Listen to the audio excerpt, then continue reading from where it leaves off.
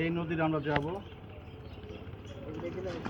সাজেক দিলা তোনাতঙ্গি রামেক্কিরি হেমাক্কিরি যাব।